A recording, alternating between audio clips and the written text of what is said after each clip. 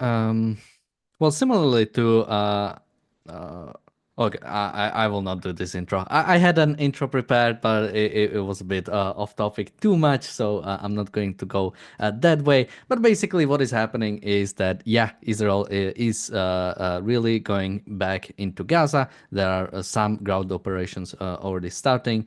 I'm not sure if Netzarim corridor was sort of like fully sort of retaken, as said.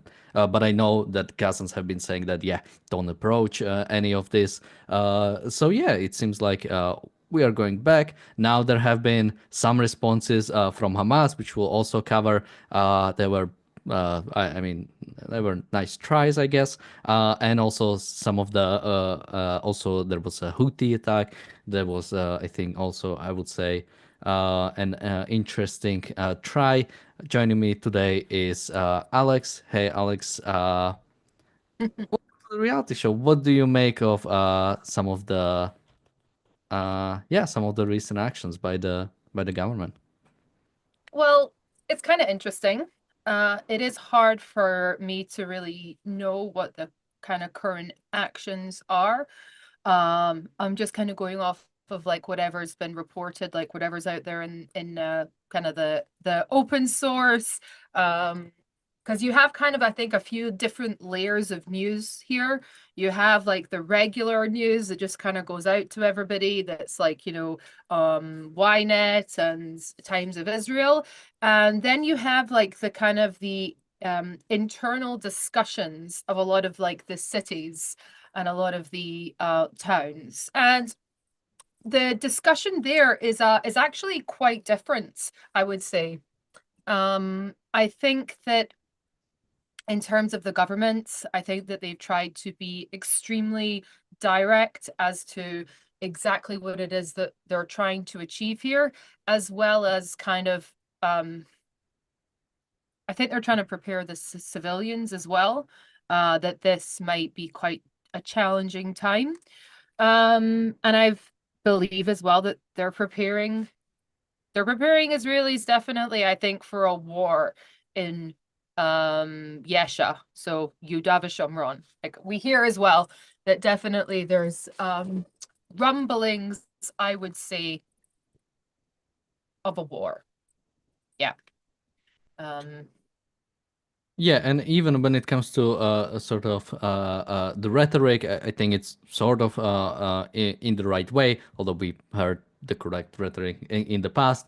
But one example to bring up, the US envoy to the United Nations. Oh, so something I should mention that even when this sort of restarting of the war sort of started, that the Trump administration came out and said that pretty much they knew this was going to happen. They were sort of communicating about this. And recently, the U.S. envoy to the United Nations told the Security Council on Tuesday that blame for the resumption overnight of Israeli strikes in Gaza lies solely with Hamas. That is something that mm, Netanyahu has been also saying, that basically Hamas has no interest in making a deal with pretty much every deal that was sort of proposed. Hamas has denied, and that basically it's their fault that this is starting to happen. Something that I was surprised is that ambassador to the UN currently is Dorothy Shea. Apparently, the Trump still hasn't appointed, or maybe the Senate hasn't sort of went through the hearing, because I believe Elise mm, Stefanik is supposed to be the actual envoy to the UN, and so this is just the interim ambassador.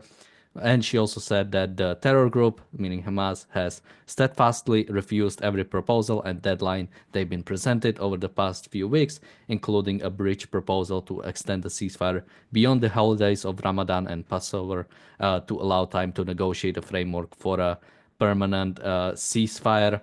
Um, so yeah, it looks like Alex. It looks like we this might be going the wrong way. I was probably one of the most skeptical of Trump, even when it came to Israel, because I thought that really the type of personality he is wouldn't sort of allow for Israel to pretty much do anything more in Gaza than under Biden. And when during the time that Trump was first inaugurated, it really did seem like it, but it really seems like the tide is changing. What do you make of this? Yeah, I mean, listen, I do find it quite interesting that they told us not to respond to the Houthis. That is quite fascinating. You know, they said, please don't respond to the Houthis. We're handling it. So like just about like I don't know, less than an hour ago, we had, you know, a siren go off that is presumably from Yemen. And again at 4 o'clock in the morning. Okay, so that's two in the course of 24 hours. And we're kind of being told like to stand down. Maybe they're saying like don't mess up what we have going on right now. You know, it's not a joint military exercise, so I suppose it is a little bit difficult halfway through, your military campaign to just have another pair of, another group of people that are joining in. So that's interesting. But it is like I've never really understood why it would be in the United States' interest for them to hold back their ally from destroying what is a credible threat. Um, so I've never really understood why they've pursued that policy because it's just so counter rational, I suppose. I see somebody's in the chat asking me what I'm drinking. I'll let you guess. And I mean, really, like, cheers. I hope that we all have a very successful war. I hope that we all come back with the victory in our hands. And I hope that somebody did raise an interesting point today, and that was I do feel somewhat comforted by the fact that Netanyahu's advisor is Caroline Glick. I do feel quite comforted by that. If I know that, I don't trust, Netanyahu even slightly, but Caroline Glick is someone who's got a very impressive record, and I think that she's been extremely consistent um, in everything.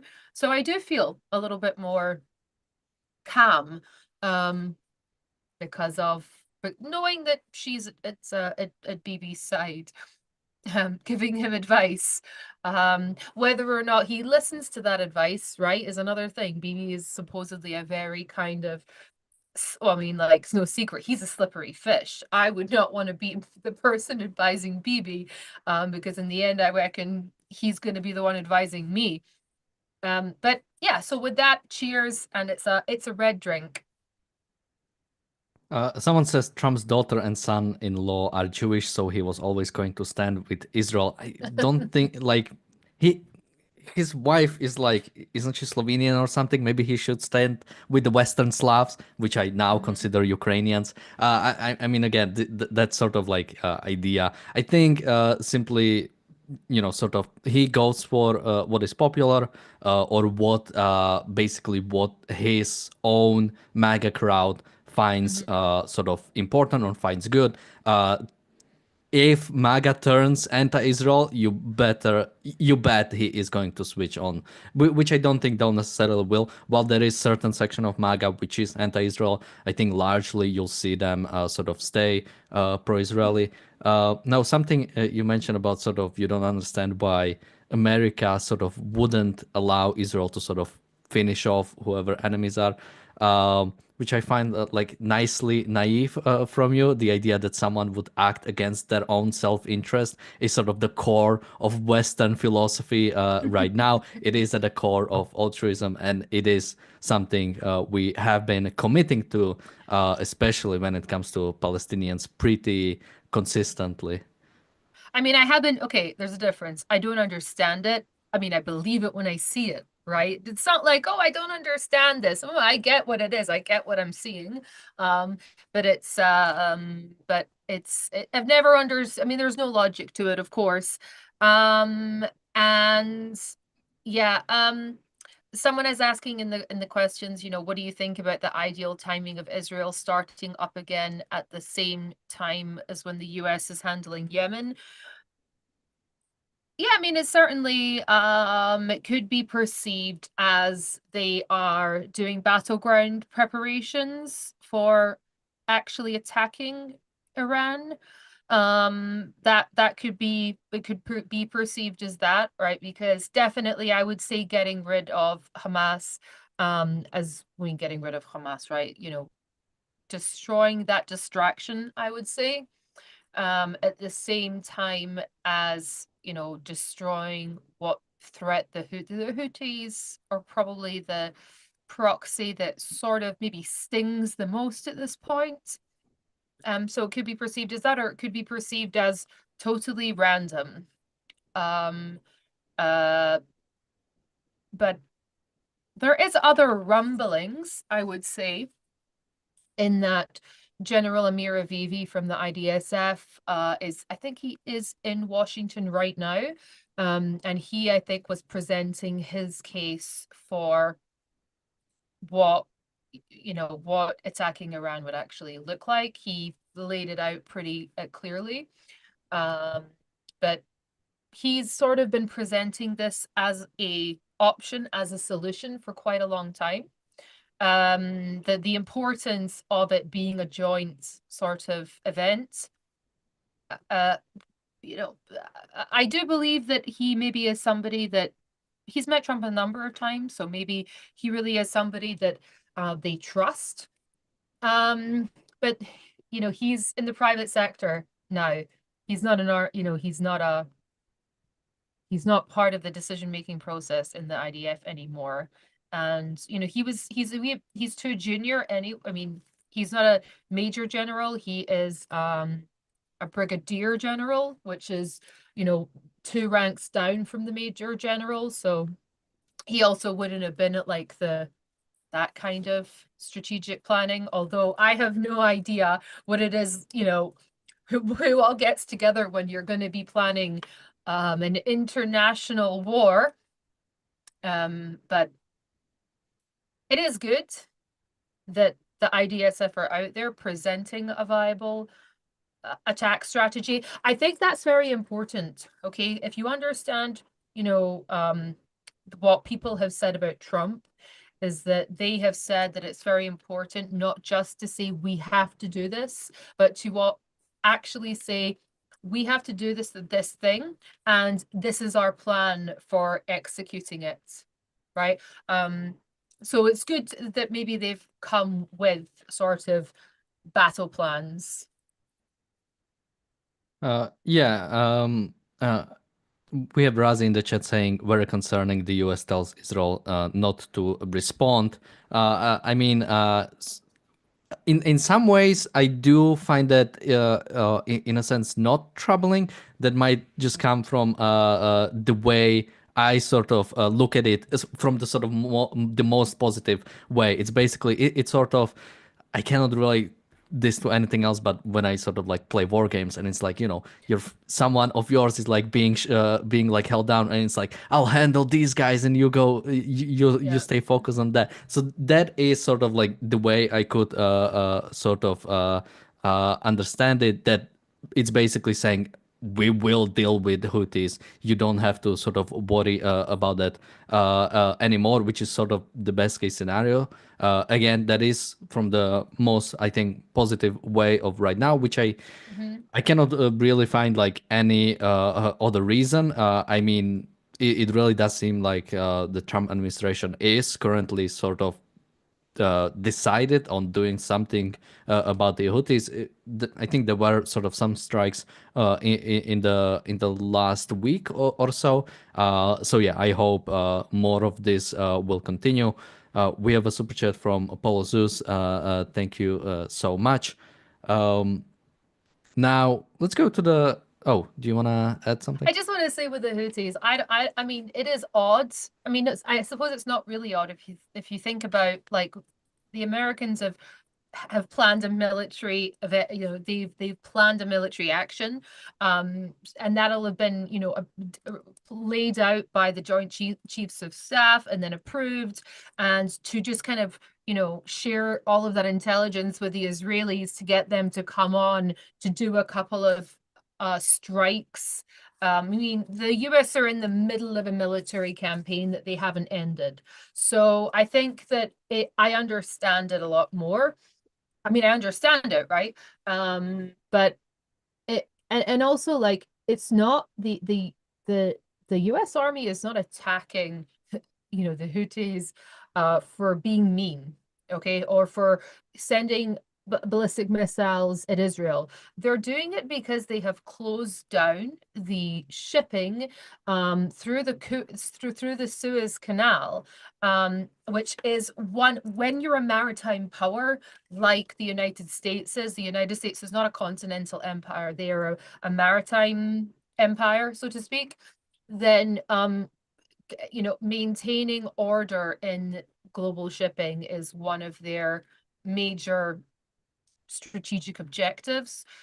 So it's completely within their line of sight to be dealing with the Houthis. And I think it's excellent that they're actually doing that. Yeah, I Also, mean, it's easier for them. Easier for them. They probably have many bases in Saudi Arabia. It's probably, might take them, 10 minutes to fly there from one of their bases, whereas us, it's really far away, and it's obviously going to be very costly. And we have to keep our eyes on the prize. The prize is Iran. Iran is the goal. we have a super chat from Bulmus. Thank you so much. He says, I'm pretty sure Trump is directly dealing with the Houthis for financial and dominance reasons rather than just Yeah. helping Israel. I mean, that is the point I was making from day one, even when it comes to sort of people who say that America has no interest in sort of like helping Israel. Well, the fact is that Houthis are attacking American ships, are attacking international shipping. I mean, still, even when there is a strike sort of at the Houthis that sort of stops their capabilities, the fact is that when it comes to yeah, there is still. I think it's either 1/3 or 2/3 of the original shipping that were going through there since basic or since before it started. Like, and this will have consequences that will also take a while to fix. I mean, one, if the ships know that basically if there is a terrorist organization on the shore, it might mean that Americans will just not respond to it if Democrats are in power, or if a certain type of personality is in power. That basically, yeah, you might get screwed if you go with your shipping through certain Mm-hmm. ways. So that's why, yeah, this from day one, this hasn't even been like the Houthis haven't really even been about Israel from the American perspective. It is the fact that they're attacking international shipping. You Well, allow yeah. some savages in some piece of shit country to like disrupt basically our shipping lanes, our connections with the world, and that should never be tolerated. Like on day one, I like the name Biden gave it, the Operation Prosperity Guardian, but it didn't do anything. It didn't guard our prosperity. Yeah. Well, it's interesting because it's not like the people who are the most threatened, I would say, by the Houthis is going to be Egypt, and it's going to be Saudi Arabia. And of course the other side of Yemen as well, right? The Houthis is just a family, it's just a clan. It's just a clan of people who formed a militia. It's a Shia family, and they're warring with the other people that live in Yemen. Okay, so it's not like it's like the official Yemeni army or whatever. The Middle East is a very dangerous place where life is extremely cheap. You have a family, you want to protect the family, you need to have your own little militia, because that's what happens when you don't have a proper country that's yours. But I would also say that there is other strategic objectives in destroying the Houthis, in that I would say I wonder how much, I mean, people must be very hungry in Egypt.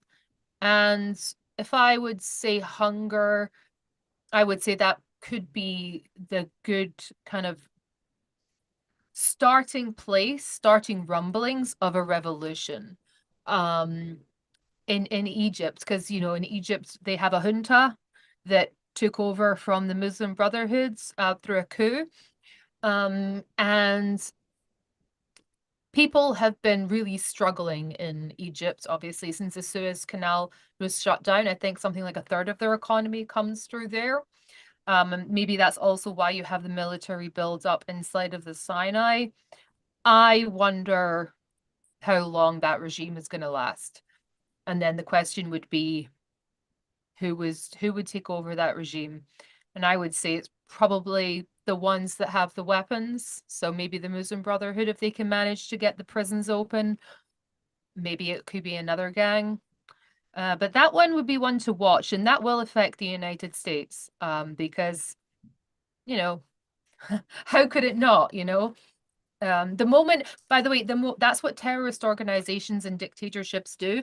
The moment they solidify their base at home and they get the population under control, then they take the revolution outward. That's always the way it goes. So where would you take it once you export this mania outside? Israel, United States. And the United States is a maritime power, so you threaten their bases, you can essentially eject them, right? Like they've sort of been ejected out of the Strait of Hormuz. They've been ejected at different times from the Persian Gulf. So you could essentially kind of eject them out of these areas as part of a grander, kind of strategy. Yeah, I mean, talking about the coups in Egypt, the fact that, yeah, they've been pretty much changing powers for some time. Maybe they can adapt the sort of the Israeli strategy when, like, Mm-hmm. one year Yair Lapid was the prime minister and then it was Naftali Bennett. Maybe they can like Mm. exchange, like, once it's Muslim Brotherhood, then it's LCC again. Yeah.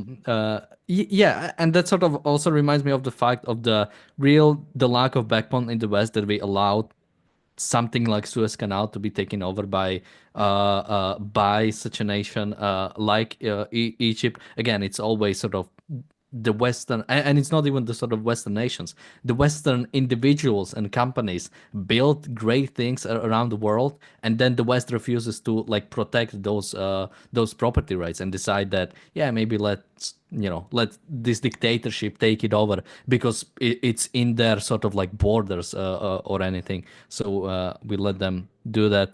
Now I want to go a little bit into Hamas response to this.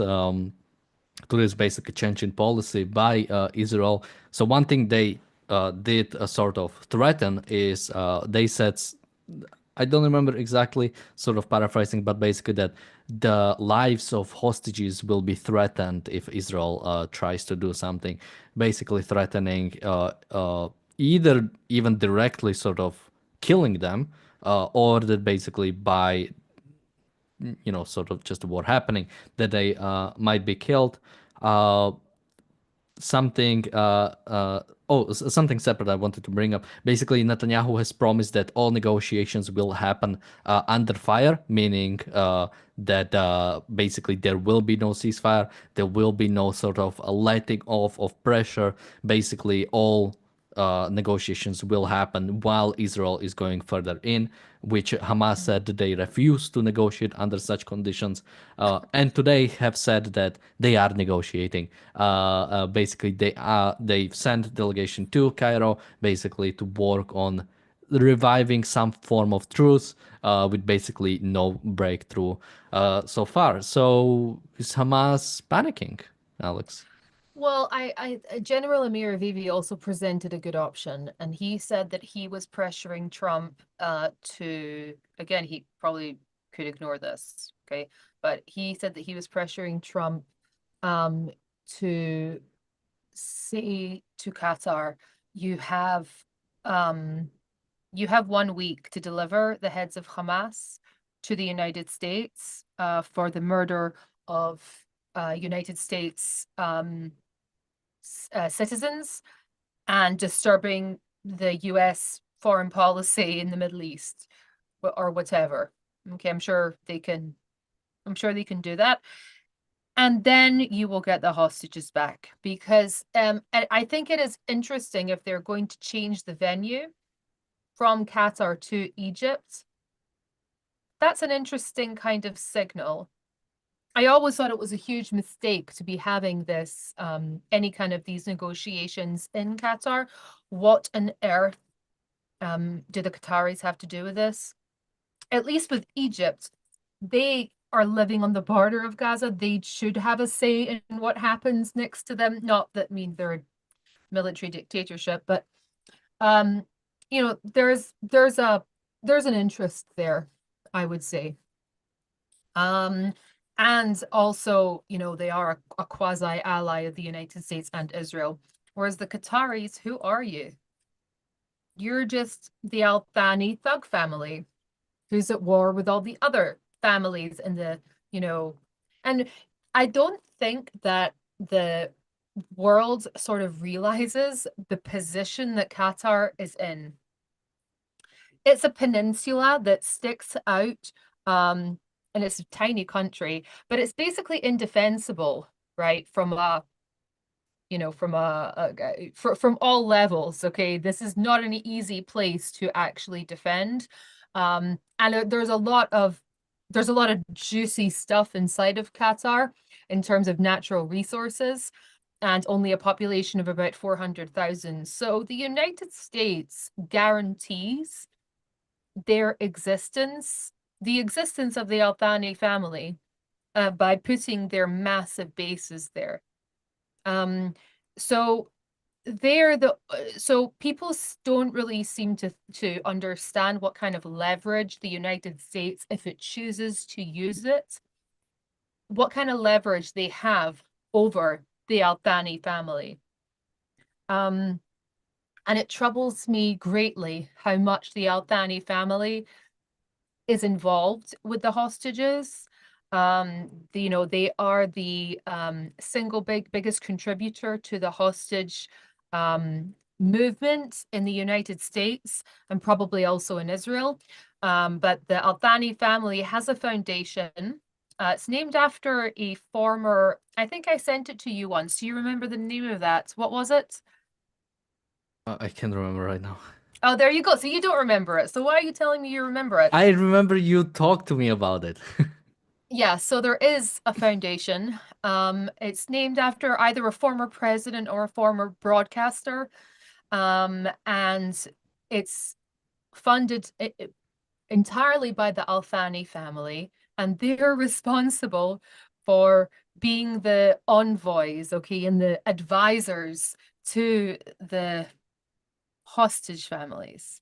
So, when you see so many bizarre, like, things that people are doing in the name of the hostages, I think it's, extremely important and worrying, for I think it's very, very important for us to take that into consideration and actually speak about it. Yeah, I mean, earlier you mentioned sort of like why, or sort of why is sort of Qatar so big involved in this? And yeah, I mean, when you really think about it, the fact that Egypt is a US ally, which it is, because Yeah, it is, I think, like number 4 or 5 recipient of foreign aid from the United States. yeah. But also Qatar is a major non-US, non-NATO, sorry, non-NATO ally. So that is also there. We really need to figure out better way to sort of pick friends. And Mm, I mean something. Well, the sort of the dealings with. Qatar started sort of even before the Trump administration, but it's important to remember that Trump's special envoy to the Middle East, Steve Witkoff, had some dealings with the family, had some dealings with Qatar. One of his sort of, I believe, hotels has been bought by the Qatari sovereign fund when he was sort of struggling to sort of sell it. Now, even he was involved with the Trump administration, even in the first sort of Trump one, and now is the special envoy to the Middle East. So he's still involved, which again is something that should be concerning when it comes to where do his interests lie, because we know where Qatari's interests lie and it is not on the side of the West. It is not on side of the sort of Israel or United States in yeah, in any way. Um, yeah, anything you wanna finish on this before I continue? Continue. Yeah, I mean, it just I hate this family.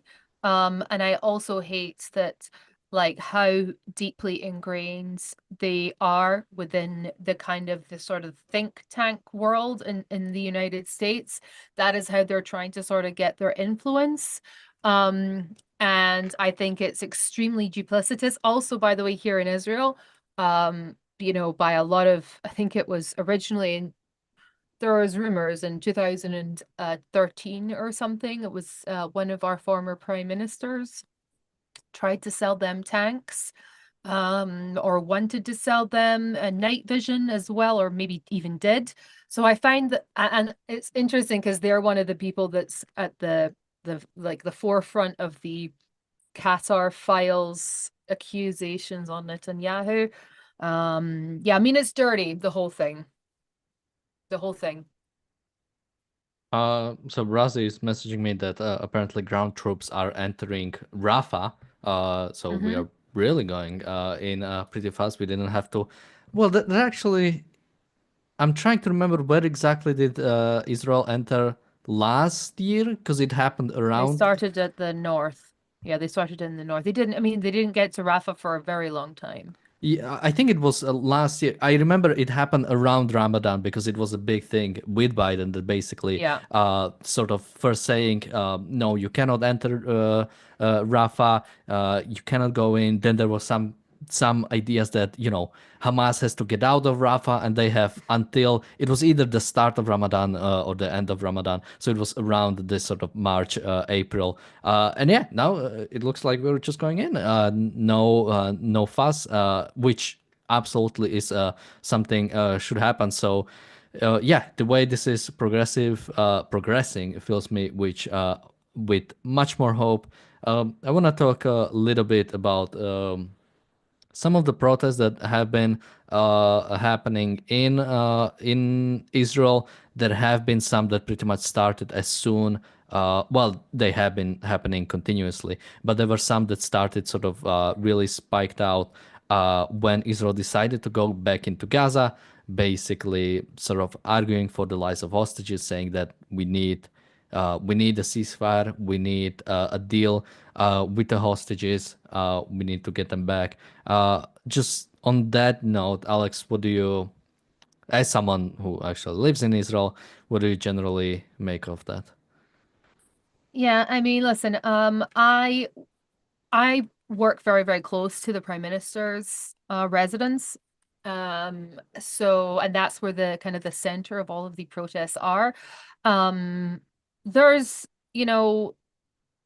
they these are people who are politically motivated, okay? And some of them are just kind of the kind of people that would be like peace protesters. And some of them are just like, parts of the opposition. And the way that they have been conducting themselves. I mean, this is a residential area. So I feel like I was taken hostage for a little while, right? When you shut down both of the streets coming in and out of somewhere, you lock people inside of their cars, you are like taking them hostage. You are stealing their time away from them.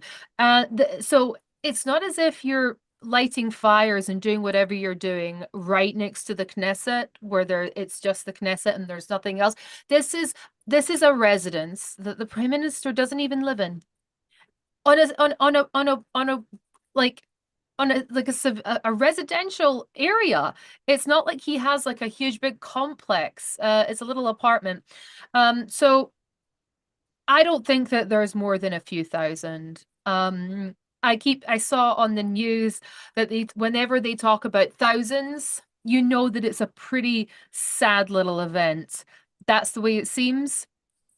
And I don't think that so malicious, so malign, so politically motivated. It's really disgusted me seeing this kind of thing. Especially, it was Yair Golan, he came out and he's been saying like, that we are the fighters, the majority of the people. It's like you used to be the head of a party that didn't even get one Knesset mandate. So to say that you're fringe is to misunderestimate what fringe actually means. Um, yeah, so there've been a variety of different kind of reactions, but I feel that any sort of the I feel that there are people who manipulate, I think, the feelings and the emotions of the Israeli people very to a very kind of they want to bring it to kind of a crisis, to a crisis point. Okay. And it kind of they're using the sort of the hostages and they're using the memory of the soldiers in order to kind of make this happen. Because the aim is not the hostages, the aim is to bring down the government. Okay. That's the only option. That's the only thing that that that they want to happen. And I just have to ask, why on earth would people who live in the Gaza envelope, who have undergone what they went through on October the 7th, you could understand somebody saying, yeah, I'll do whatever I can to get my family back.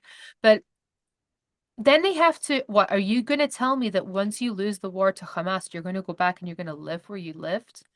No, you would never do that. You understand that you can't. You understand that if you leave Hamas in power, you need to evacuate. How on earth could you possibly do that? It doesn't seem possible to me. Um, I yeah, so people are saying that someone's saying in the chat, do you think that as a minority the hostages should be sacrificed to protect the future safety of the majority? No, I mean that's not even not how I think about it. It's immoral to do these actions with terrorists. And the whole kind of should you save people by sacrificing people? It's completely the wrong way to be looking at it. Anything, this is, I think, one of the Machiavelli had this on one of his kind of it was Lord of War, or what was it called? Rules for War. Anything that helps the anything that helps the enemy harms you. And so if the people who are out protesting, if they are advocating for something that would benefit Hamas, or the same thing that Hamas would want, which is an end to the war and a retreat and, I don't know, cookies and treats, then I think that that is what makes it wrong. That is what makes it immoral. Okay. There's a reason that Hamas have not handed over the hostages, even when being offered $5 million per hostage. There's a reason they've not handed them over, because they want something else. They want them to retreat. And by the way, what do you do then if they say, you know what? Tell you what, I'll give you back 15 hostages. If you want the last 10, you're going to have to evacuate Beersheba and Sderot. Like, what? Do you do it then? Do you say, yeah, sure, no problem. We need to get our hostages back? It's irrational, totally irrational. We have a super chat from Bronx guy Gan Hill RD. Thank you so much. And a super chat, or rather, a member chat who from Tom, who's been a member for 32 months. Thank you so much. He says, "Good premises." Thank you so much. And yeah, I mean, talking about that sort of, are you going to sacrifice these people for these people? I mean, that is thinking of the world as some sort of a trolley problem. Is that, some people are gonna die, and you have to decide who is the Yeah, people who are gonna die. The fact is that Sophie's choice. yeah, the fact is that there have been hostages rescued by IDF operation, and and the fact is also that there needs to be action that need to be made for the sake of Israelis as such, Israel as nation, in individual Israelis, and any sort of, as you said, any sort of compromise with Hamas is not. I mean, that is neither benefiting even the hostages held in Gaza. If that would mean returning, as you said, back to. I mean, some of the hostages are living in the sort of the southern kibbutzim close to Gaza. Some were taken from the festival. But yeah, I mean, imagine just going back and knowing that at some point something might happen again. I mean, that is impossible to sort of to live with like that. I mean, even when it came to sort of Hezbollah, the fact that tens of thousands, or I think at the top, 100,000 Israelis were sort of forced to evacuate the north of Israel because of Hezbollah, and the fact that nothing has been done for so long. I mean, that is not a state that you can live for a long time, or you can, yeah, live indefinitely or for as long as you want. You cannot like allow terrorist organization or nations, governments that are poised to destroy you. That is simply not a state that can be, yeah, that you can ever allow to sort of be in. Yeah, and I think also it's is the plan going to be to take the strategic territory back in Gaza? Because I think that that should definitely be on the table. I feel that it should definitely be on the table. I think that we see the need to build communities that are living in these areas. Because especially on the high ground, I think it's extremely important. Because wherever you don't have a population of citizens, um, like they're your early warning. Okay, they're actually your early warning alarm system, right? That it's extremely important to take territory and hold onto it and put a civilian center on top of it. That actually makes everywhere a lot safer. There is a reason why the Negev is so dangerous, why the Negev is full of crime and lawlessness and polygamy, because wherever you don't, why are you laughing?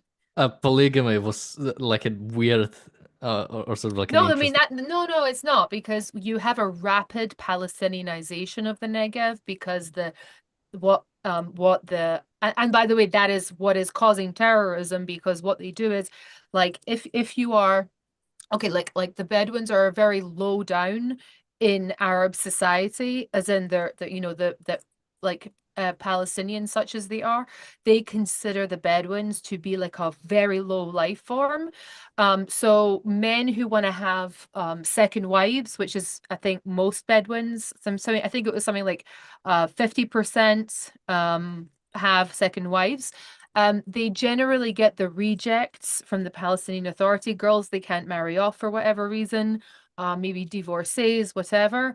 And this has caused I mean, rapid Palestinianization and massive radicalization of that population. And you can only have that in a population center where you have lawlessness. Okay. And they manipulate the family reunification laws in Israel in order to achieve this kind of, but in any event, like that is why you have to have law and order and you have to have massive population centers. So, but what I do find interesting is whether or not there is really being a front opened up in Judea and Samaria. Like, is that front already open? I wonder.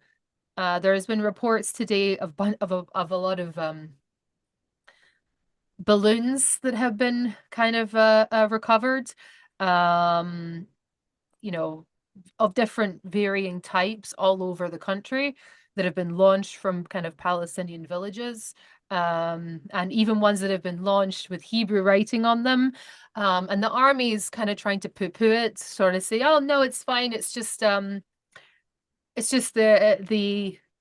it's just, birthday balloons, or oh no, it's just they're lighting, Ramadan lanterns. But it's not normal, and even people who are, that's the problem nowadays, is that you have far too many NCOs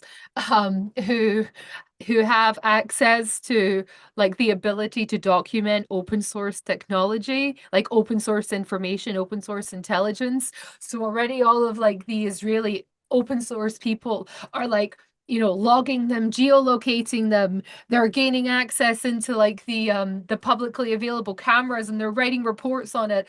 So it is it's funny, that even you had an NCO back in back before the war started, um, who was a very good hacker, Arabic speaking, and he would listen 24/7 to like the Hamas chatter on the, what do you want to call it, on the walkie-talkie, that he would listen to them chatting. So he, had all of these plans, and he was talking to everybody about it, and a few months before the war, the army came and took away his equipment so that he, they're like, stop, reporting on what they're talking about on their walkie-talkies. But so it is, you see now that the Israeli NCOs are getting a lot more involved in the security of where they live, which I think is a really great thing. So I wonder if that, why on earth would you do something like that? You would do it maybe because you want to desensitize them to the sight of these balloons in the sky, or the sight of drones. It is, or maybe you're doing an intelligence gathering operation whereby you want to understand, okay, how fast do they travel? Where do they get to? But we see a lot of abnormal activity like that that's occurring, that is being chatted about. Now, I don't want to come up with any kind of conclusions about that particular event or this particular event. I'm just saying what I'm seeing and what other people are noticing from information that's out there, and people who are analysts of open source information, that there is something happening. And by the way, Netanyahu was also in Judea and Samaria a few days ago saying that the front's going to open there, which you have to prepare the civilians for. And the military policemen who are, also who are having to pick up a lot of this slack. Sorry, you were laughing. I'm interested to hear. You're like, Alex is giving me all of these, predictions of Yeah, I'm information. already going on betting markets. The will Israel annex Judea and Samaria in 2026? Um, Mm. uh, uh, well, first of all, someone says you might be interested in this. The IDF plan of attack for Gaza is laid out by Brigadier General Res Amir Avivi on IDSF, so maybe you can check that out. Yeah, I mean, literally the thing I tell everybody to take a look at every day, for a year. Guys, check him out. But he's not the only one. It's also, Gershon HaKohen, who's even more senior than General Amir Avivi, and he was the person who was responsible for executing the withdrawal from Gaza in 2005. I mean, you're a military man, you have to. I mean, I don't know what would happen if a general was to refuse orders. And now he's 69, but he's been coming out and saying, like, he said that he was the only person in the strategic planning for the withdrawal. He said that he ran a war game a few, weeks before the actual withdrawal. And he said, this is impossible.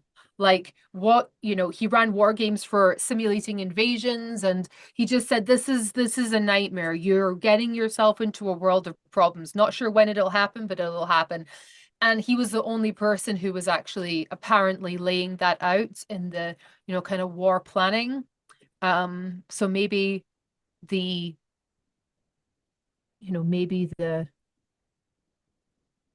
maybe the next stage after this will be kind of restructuring the IDF, I mean, because yeah. there's a problem. There's a problem there.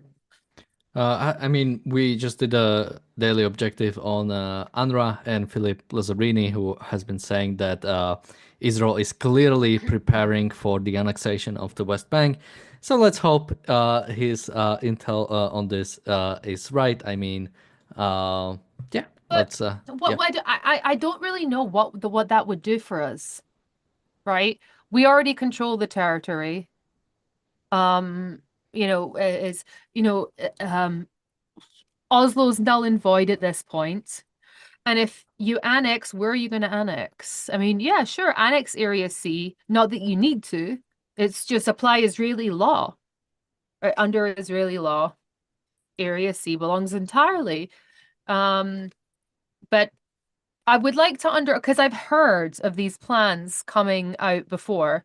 But you would have to, well, actually, that's pretty interesting because if they really are moving this under the control of the border police, then that would indicate that yes, they may be planning on changing the legal status. Because now, if you get into a car accident living in Area C, the army comes and you have to kind of deal with it, next to the army. Um, so there's not excellent sovereignty from a legal perspective over this area, and there definitely should be. But handing it over to the police would kind of indicate that that's the direction that they're taking it in. But I would say if it's going to happen, it should probably, I mean, why not just let people build communities and on land that they own? Seems to me to be reasonable. They have to go to a military, committee and approval, etc., etc. To me, that would be a much more politically and strategically advantageous thing to do than to get some kind of alternative status for it that no one else is actually going to recognize anyway. They'll still call it occupied. Jerusalem has been unified and under continuous Israeli control and annex since 1980. And yet they still, I'd love for people to tell me which part of East Jerusalem is occupied. Is it the Jewish city, or is it the Neve Yaakov, which was a settlement, right, that was built in the 1800s and depopulated by Jordan? I'd love it for people to kind of point this out because doesn't appear they know.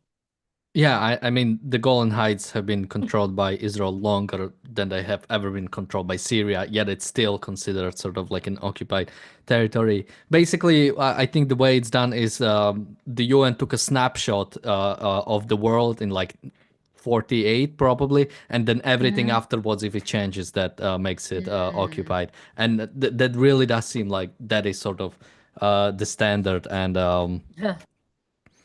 You'd have to yeah. be creative. I mean, the thing about, Syria, okay, would be like who would they like us to hand it over to? Because the Syrians live in the Golan Heights already on both sides, the Israeli side and the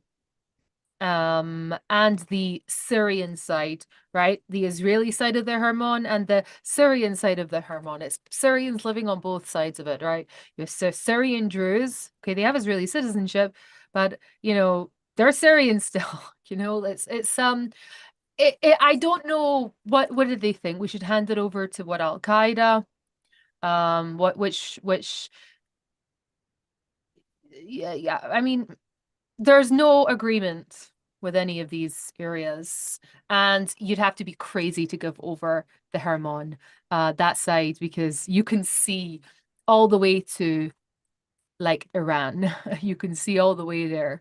You can see Baghdad if you stand on that mountain.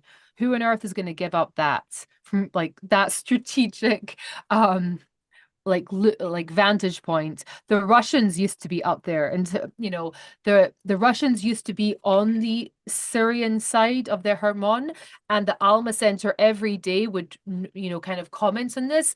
And then it was in the kind of in 2014 2024, and it was the Ukrainian special forces had kind of like a alliance with one of the Al-Qaeda like terrorist organizations, and they worked on insurgency tactics to push the Russians out very successfully. And then once they left, the moment Bashar al-Assad fell, we grabbed it because it's I mean, and it's actually pretty scary because we didn't know what they could see until we took it.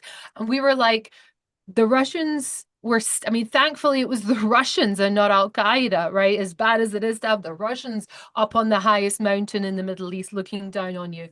But then we actually eventually ended up seeing I don't know, what would you call it? An asset, right? What an asset that was for us to gain control over. They will never give that up. I mean, they should never. Yeah, I mean, especially with Israel, which is incredibly small when it comes to the size of it. And yeah, you could literally. I think I'm not sure if it was the video you sent me, but yeah, it was also someone standing on some of the hills. I think it was in Judea and Samaria, and yeah, Oh you could yeah. pretty much still see all of Israel pretty much very easily from there. Yeah. Well, you can see I mean, Judea and Samaria for sure, right? You can see everything. Like you can see both sides of, but we didn't like it's the Syrian side of the Mount Hermon in the Golan in the very north. Like we had no clue what they could see, and we were shocked when we got there. And it's going to be Druze people that are going to live there. And also, do you see them fighting us? How many people have died fighting the Israeli occupation? None. Why? Because they're come in, Otherwise you couldn't stay. You can't, the Israelis don't have the appetite for fighting a rough insurgency with Al Qaeda in the north of the country. No, I was going to say something else. Can't really remember quite what it was, but interesting. Well, Sorry. So yeah, I yeah. wanted to answer someone in the chat was asking what is the name of the general that I mentioned. His name is General Gershon Hacohen, is the major general that oversaw the 2004 disengagement. And he's written a whole bunch of amazing articles. I think he's even also part of IDSF. And I know he's also a researcher at the Begin Sadat think tank that I also listen to quite a lot. So very interesting guy, wants to win. Shame he's not 45, 69. Think he's too old for us to send into war, sadly.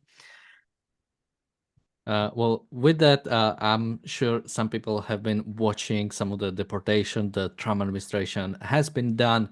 And in sort of that spirit, on today's episode of the principled analysis of the US Constitution, we'll take a look at judicial review and objective law and what it means according to the US Constitution. That it will go live in 1 hour. It's for YouTube Inner Circle members as well as ARCUK Reardon Metal and Midas Malikan members. Link to become either of those is in the description, so you can check that out. With that, Alex, any last thoughts and where can people find you? Yes, so I recommend listening to IDSF, Habit Tony's team. I recommend also listening to some of the there's an excellent podcast that has been being released that is discussing actually the war in Europe. I did hear I mean, I shouldn't be laughing, right? But I did hear the head of the British Army discussing that you guys may need to start getting fit because there could be a mobilization coming, and I was actually like I took my breath away a little bit. So I also I do recommend listening to that. That is Generation Jihad. That is part of the FDD podcast. And there's also an amazing podcast that to listen to just to brighten your spirits, and that one is a podcast called The Rest is Classified. Is an amazing, entertaining podcast about true like spy stories from history. And I've been really, just enjoying it. I mean, I don't know. I'm talking to these, I'm talking as if I'm talking to a friend, making recommendations. But if you watch the other think tank podcasts, then I think that to brighten your spirits, I recommend this one. And I really recommend the story about the gentleman who started MI5, real character. And I was belly laughing. It was so good. With that, thank you, Alex, for joining me today. Thank you, everybody, for watching. We'll be back tomorrow with another episode of The Daily Objective and the reality show. Bye bye.